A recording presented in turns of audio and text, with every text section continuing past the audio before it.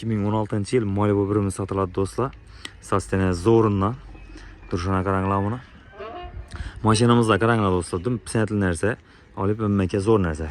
Bir çetten çüntüremezler. Şumke boğan maşinamız. Polinisti şumke hem yeri. Keyin 4 tane balon paket koyulturdu dostlar. Yurtdışlarına paket maşinamız. Tanrıfki ruhsatları bu. 9 ay bu tanrıfki ruhsatları. İşlerine gelen bozak dostlarımın işleri hem öte güzel halatda durdu. Monitörler koyulgan. Rolları akuratlı halatda durdu. Probegi 96.000 probegi götürdü. Köp emez. Çiholla takılgan. Polikleri tazadan koyulturdu dostlar. Sizler için hemen tayar maşinamızda. Maşinamız 100% radnoy yine. Bir yerinden hem damcı kraskesi yok maşinin. Hem yeri radnoy halatta durdu. Şimdi halatta yani dostlar. Arkasında propanı var dostlar. Yine. Bir metanda yürümeyen maşinamız. Propanı bilirse benzin sapı.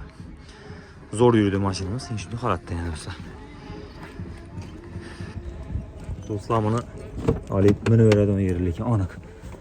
Probegine karanlığı 96.000 kilometre tuttu maşinamız. Rollarından bilse bu adamın dostlar. Şimdi halatta yani. İşlerine karanlığı. Apşipkeleri. Öte güzel halatta tuttu. Şu melumu maşinamız. 100% taza maşinamız dostlar. Tanrı görsatlarını açtım. Polin üstü şum kezini açtım sizlere. 4 tane balon tazalıkını açtım. Maşinamız şimdi halatta. Bu maşinamız dostlar kime kızık bolsa bakasını 135 milyon so'm aytamiz. Gelip üstünde sodalaşıp alırsanız mümkün. Hem beni gözettim sizlere. Kızıkalı olsa telefon vurup peste telefon nömerleri buladı. Sodalaşsanız mümkün. 135 milyon menimce 13-14'lerini verip tuttular. Yakında bir 120'ye çıkar verdik. 2015 yıl 3 detalına kraskesi vardı onu. Sırada ekit kalır 15. yıl.